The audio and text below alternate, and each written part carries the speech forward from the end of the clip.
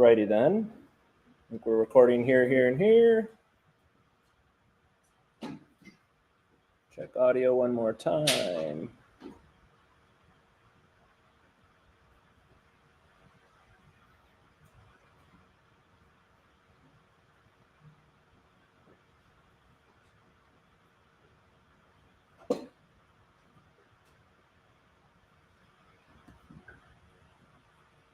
Almost there, sorry. Too many things going on at once. All right.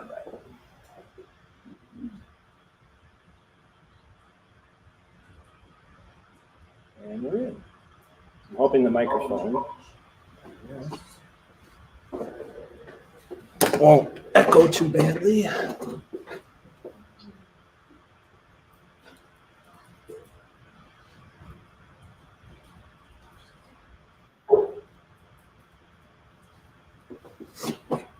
Okay. And I see Ashley, your thing there, no sound, or at least as of yet. So hopefully there is now. And things doesn't echo for us. This is also that we can have it recorded.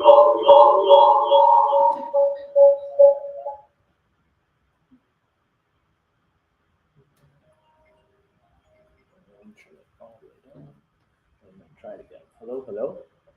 Hello, hello. Hello, hello. Excellent.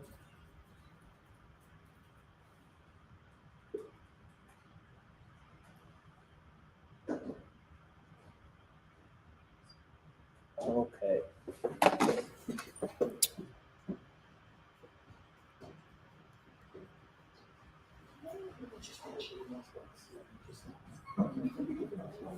All right. Work how we saw it. Give me just a second to figure out which one's doing what.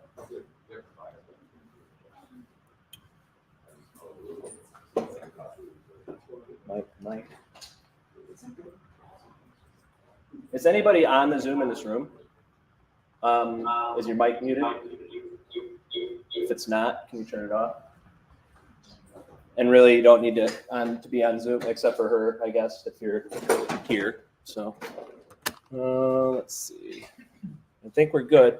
Everybody here all good? Ashley, can you do one more now that we've screwed around with a little bit of audio? Can you hear us?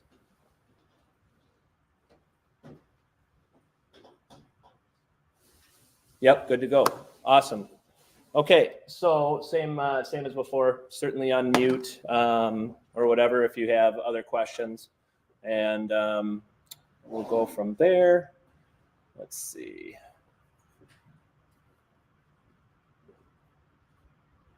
Put that down there. Okay. So if you're watching online, you can, see the rest of the room and hopefully hear everybody. Thank you for attending today. First, I'll just start off really quick. Why the hell are we changing to Skyslope? Multitude of reasons. Those of you that have used it before or have already dove in to use it probably realize how much easier it is to use. But that wasn't really the main reason. The main reason is all the other vendors that we're dealing with. None of them are really concentrating on the real estate transaction along with forms integration and everything other than Zipforms. However, Zipforms, we've been having a lot of problems with the forms themselves. And for those in the room, I believe there's at least a few that ended up paying for some gap coverage because of, Jason was one of them, because of like even the strikeouts being in the wrong places, things like that. Also, from the standpoint of integration was the other big one. It integrates with a heck of a lot more systems, and the overall goal is to get the financial side of your guys' business with the brokerage and everything else also tied into it so that you see your commissions, you see your bills, you see all that stuff. That will come online a little bit later here in the year. But from the strict, forms, working with your clients and working with the brokerage for broker compliance, it was the best tool we could find. It integrated the best, and the support was the highest. So those that don't know this, We pay about $16,000 a year for Docusign transaction rooms for the company. Last year, we went to go renew our contract, and about 2 weeks before it was going to renew, they said, oh, by the way, the support is now an extra $5,000. And I proceeded to use some cuss words and tell them to screw off, and they removed the $5,000. So I was pretty sure it was just a money grab, but regardless, I was on their broker advisory council for over 2 years, helping them develop the program and fix forms, help with their MLS integrations, and they literally just stopped meeting. They shipped all their customer support overseas, and things started to go downhill for the last year and a half. So while their signature side of the house is very well known across the country for a lot of businesses and everything else like that, it also didn't matter to people anymore. Signing online through this company or that company, nobody gave a crap. One of the reasons we stayed with Docusign for so long was it was known to be out there as this secure thing. Nobody cares anymore. So from that standpoint, we needed one that worked better for real estate. Any questions on why we're changing? Okay. None of us want to. Change sucks. So from that standpoint, we should all be in the exact same boat. But this is one thing I can promise you. Once you're practiced at this, and it won't take you long to figure out or to use, it will save you time. It does work a little smoother. Your clients will love it. You'll love it. Our staff loves it. It should make us all more efficient. The very, very first thing, though, is a seemingly easy thing gets kind of a little bit annoying. And that is, you'll notice, and this is just to give you a little bit of information, systems everywhere are all going to switch to what they call unique logins. Meaning every time you go to google.com or Yahoo or wherever you're going to sign into something, that sign-in page, they're all coming up with new sign-in tokens. Meaning if I were to go to, and it's agent.skyslope.com, by the way, if you need to know where we're going here to sign in, go to agent.skyslope.com. Unfortunately, then it's going to bring you to this, and it's going to turn into off.skyslope.identity, login, sign in, blah. That blah at the end is different every single time you would come to that domain. Don't save this as your bookmark, because when you come back to that later, it'll be like, no, you can't sign into that anymore, and you'll be frustrated right off the bat before you even get into the damn program. And I don't want that for you guys. If you're having issues there, please reach out to us. We'll fix your bookmarks up for you, no problem. But that being said, if you have to go in and edit your bookmark, just make it to agent.skyslope.com/nothing else. And that way, when you do click on your bookmark, it'll take you to a new sign-in every time. Does that make sense to everybody? Any questions? Okay.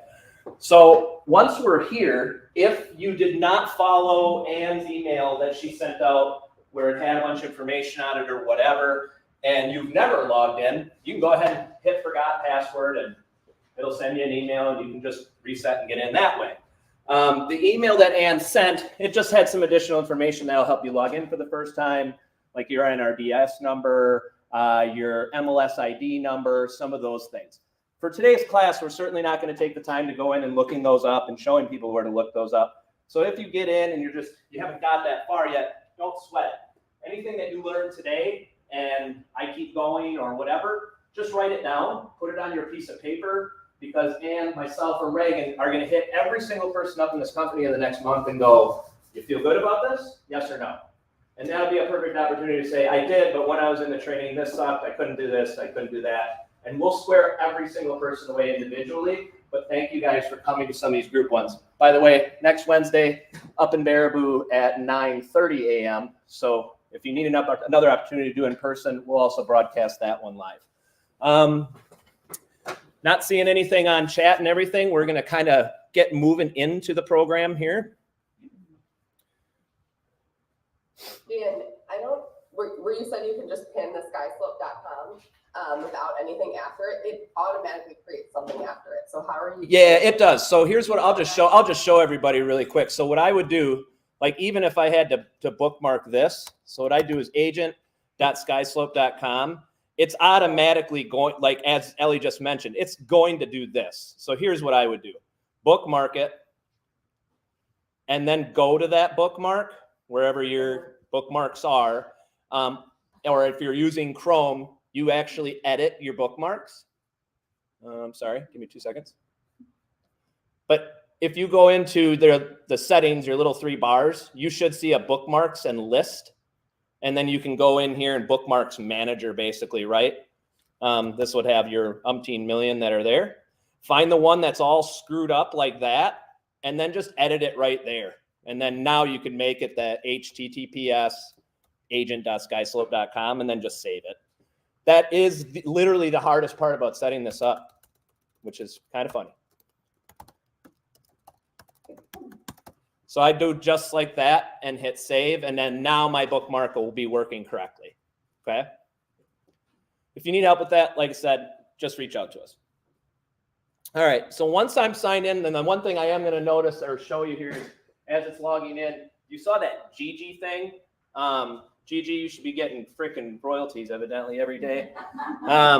But what that is, or what that's interesting about that is, it's the one thing, if I have a complaint initially about Skyslope, is there's a bunch of pop-ups for all these other systems they're trying to sell. So one of the reasons, I mean, they're just advertising for these other partner systems that integrate with them, stuff like that. I'm sure it has something to do with them paying them and them generating revenue that way.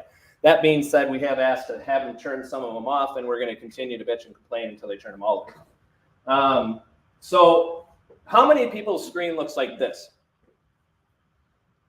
One person, couple. So they also did a really righteous thing for us, and they timed a brand new like dashboard right when we rolled this out. So in some cases, it looks like this. For the sake of today's training, because it really won't matter what the dashboard part looks like, and you'll understand by the time we get done with the training, I am going to attempt to revert, if it'll let me. Give me 1 second. And of course, there. So as you start screwing around, if this is the way your screen looks, that's okay too. I promise that when we're done doing this training, it won't matter to you what the actual dashboard looks like, because there's going to be some really, really simple things. And for those that aren't in the room,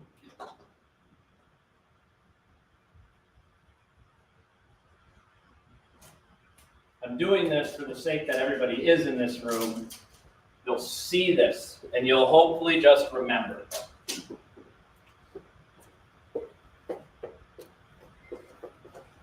So everybody in that upper right-hand corner, when you see your little 9 dots, like you would if you were in anything like Google or anything else right now, you're going to see 3 systems.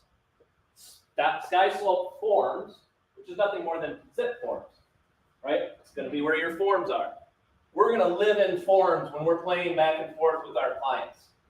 That's where we're going to go when we're dealing with clients. Skyslope Suite is where we're going to live when we want to talk to the brokerage. So broker compliance, talking to FDesk, filing, that kind of stuff. If you remember these 2 concepts, equals brokerage, and for those that can't see it, I think I even spelled it right. So those 2 concepts right here have helped so many people training in this on how to keep this thing going. I don't have a Skyslope Suite option. I just have Forms and Docusign. Nope, perfect. So Skyslope Suite, when you're already on the dashboard, doesn't show up. But once you go to Forms or Docusign, you'll see these 2. She did bring up, though, however, the 3rd one, and that's just the Docusign part. That would be the same as how many people in here used to have Docusign Signature and knew that it was a separate program from Docusign Transaction Rooms, right? So it's the same thing. Once you're just wanting to go back in and look for old signed documents or drafts you sent to people or whatever, that's the Docusign that you can go directly into, and I will hit on that at the end. But really the 2 main parts and the 2 places you're going to live most often are going to be right here. Go ahead. Are we going to lose access to all of? Great question. So Docusign, our contract runs out January 31st. So we have to start at least trying to use this going forward then. Nobody's losing access to Zipforms, though, for at least I know for the remainder of this year. I don't know if WRI is signed for 2025 or not. So that being said, if you're really old school never used either, or you're used to using Zipforms, that's not going to go away. So in a pinch, go use Zipforms. Go use like you always have, get your documents done, get your job done, then worry about contacting us or worry about the brokerage side. So at least that should make everybody feel good inside. That being said, this is the time of year to do it because it's slow. And I promise you, once you get through this once, it'll be very, very simple for you. More simple, but then Zipform. Zipform has a million buttons and a million places you have to remember to go. This does not. You'll see that here in a moment. Yep, go ahead. Docusign. Yeah, so FDesk is going to have to retain, so they're still going to, unfortunately, they're still going to get us for several $1,000s for the next couple of years. We have to retain access to everybody's transaction rooms, and we're still in the process of deciding where in the hell we're going to put them all. So we'll just be paying for FDesk to have a constant link to all of our old transactions from now until we have it in a place where we can basically back it up somewhere else. Whether that's this year, we hope, or 2 years, whatever. But anything that you guys would need, like, hey, I need a transaction from 17 years ago, because I believe we've been on, 12 years ago. 12 years is what we have right now of backup. Those of you that have been on Zipforms and you were part of Remax Grant, your guys' stuff is going to be there, and we'll have yours well figured out because your guys' contract runs out in November. So we're good to go as far as having all of that backed up, having it compliant, and then we'll give you guys access to go and get it yourself. But in the meantime, you may have to go through FDesk if you're looking for something really old. That being said, if you want, you can go into Docusign and start downloading signature files. You can go in and download transaction rooms. If you don't want to, do not. We are going to have to as a brokerage. So if you're one of those people who's like crazy about having it for themselves, go nuts. But you don't have to. We will have to do it for you anyway. So hopefully that answers that one. Everybody's okay, cool. So where we're going to start is the same place that we would start no matter what we're doing, which is going to be Docusign Forms. Before we get there, really quick, I'm going to go up into where my name is. And we're just going to touch very briefly on my account, which is just going to bring you into your profile. Everybody should have their profile pretty much already in here. I did notice my time zone is actually off, which is funny. I know I've changed it before. I'm going to hit save. By the way, when it's asking for a non-broker phone or a non-broker email, in reality, that can just be your Gmail, or it could be a separate phone number if you had one. It doesn't mean, it means non-broker, meaning non-you. That's a little confusing, but it doesn't really matter. What it is it's for recovery. If you couldn't remember your password and you screwed it up a bunch of times, or you couldn't get into your work email, it would send you a backup to that email, okay? If it's the same one like it is for me, no big deal. Notifications is the next slide over. And if you were online trying to talk right now and you had a question, say it again. Notifications. Guys, whenever we start with a new system, notifications are annoying. Please don't do yourself a disservice by leaving them all on forever. But if you'd like, there are some really cool notifications that come through this thing already that, even since we've been testing it, actually save somebody from forgetting that they were going to have a listing expire. So you get to turn all this stuff on if you'd like, and then set number of days, like, hey, 30 days out from a listing, 7 days before a transaction closing date, whatever. That way, if you did have that in there already, you'd get notification that that was going on. But aside from that, tasks and different things like that, feel free to leave them all on for now. But if you end up downloading the mobile app, we all know what happens there. It's like, oh, I got notified via the app, I got an email, and I turned on text too, and everything. Don't do that shit to yourselves. It's bad enough, right? We get enough dings and bangs. So when it's time, if you go to the mobile app or something like that, come in and turn some of these off. But that one should be pretty self-explanatory. And I'll ask for questions when we get to the end of the line here. Signature. Signature is also pretty self-explanatory, but if you want to paste in your Google email signature right here, all it's going to do is add it to the emails that go out and make it look pretty. If you do nothing in here, it's still going to put your name, your company, your email address, and your telephone number at the end of every email that gets sent out for a signature. It's just basic text, okay? But if you want to make it pretty, you want to add your team logos, you want to do all that, certainly you can do that right here. If you were to need to change your password, you could do it here or go hit the forgot password part. The directory should show everybody in the company. And then integrations. I'm just going to leave this as a note for everybody. If you're looking at the different integrations, certainly just get a hold of us. It integrates with all the major CRMs that we know of. However, what we're running into is most of them are one-way integrations. So all that really means is like if you're starting over here, like for Lofty, for instance, aka Chime, or KV Core, it'll send the information, but it sends it to make a transaction. The problem is what I'm about to teach you is we never start with a transaction and we never start with a listing. What do we do first before we can do either one of those things? We need forms. We need the people to sign our listing contract, or we need somebody to sign a buyer's agency or an offer. So that's where I want everybody here to remember, because I know one of the awesome things about our company is people try to do stuff ahead of time.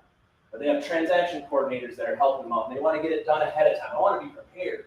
And we all love that. But this system was designed to take work that you're already doing and just put it into the details page for you. So really creating a transaction or a listing, once you have a signed buyer's agency, a signed offer, or a signed listing, it takes everything right from the forms. Date drafted, accepted offer date, all those things, and just takes them directly from the form and puts them into your details. So it's a huge savings as far as double entry and all that stuff, but man, is that backwards from what we're used to doing. We're used to having to put that information into a details page, and it helps us create the forms. This does it the opposite direction, and it actually makes a hell of a lot more sense once we get into this. So what if nobody's in your directory? That would be really weird. We'll take a look. Now that being said, actually, is everybody just alone? The directory is your clients, It'll build out as you do. not agents. Sorry, that's right, because I've had every single agent in there already. That's why I was looking at that. It's So, your clients. so yeah, as you add people, by the way, vendors, lenders, inspection people, or whatever, once they're in there once, they pop up over and over and over again, like you would in your like Gmail inbox. So, thank you for clarification on that, Cindy. We're going to go straight now to where we would start. The very first time you use this, the very first time you're trying to do this, we're all going to pretend to do a buyer here first. And so we're going to go to forms. And what's great about this is it's literally going to kind of walk us through. Before we do that, I am going to have you guys quickly glance at browse libraries. Let me find out who that. You should see Remax Preferred Wisconsin Broker. You should see WB and a WRA library, all three. Now, if today's the first time you logged in and you really didn't do the full like little onboarding that comes with it, don't sweat it if your libraries aren't showing up. Just go in there. I might turn that down. Hey, if you need to talk on your online, just use the chat box and we'll unmute you. But realistically, if you are missing libraries, that's one of those perfect things to write down and we'll hit you up after. Okay? So let's go back to files, or if you didn't move anywhere, we're going apps, forms, if you still have forms as an option, and it should come up looking like this. Okay? Now, it's important to understand, again, when I'm living in forms, I'm working with clients. So I'm going to create a new form. And it's going to literally just walk me through what I need to do next. So I'm going to do buyer. For anybody that's doing this for training purposes, please just make up a name that's obviously something weird. So I'm going to do Dan Test, last name Testing, okay? If I needed to do a trust, or if I was listing a property or writing an offer for a trust for something else, there is a little box right here. I'll click it once and show everybody. It's going to then make it just look a little different for you, okay? I'm going to uncheck that and put my person back in. All right, so my buyer client is Dan Testing, and his email. And then this is also a very beautiful thing. The MLS import actually works. So I probably should have come up with, give me a live one. Anybody know a live listing MLS ID right off the top of their head?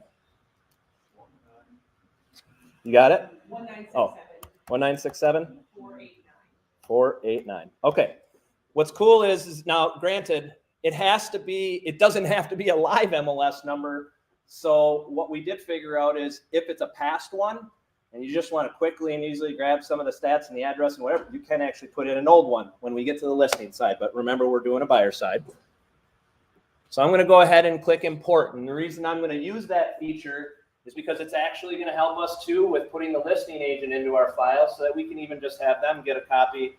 And this is literally where we can track sending and receiving communications back and forth from the agent we're sending it to, which we'll show you here in just a second. So it grabbed the address, and then it says, how would you like to file the name? It's always going to default to just grabbing the address.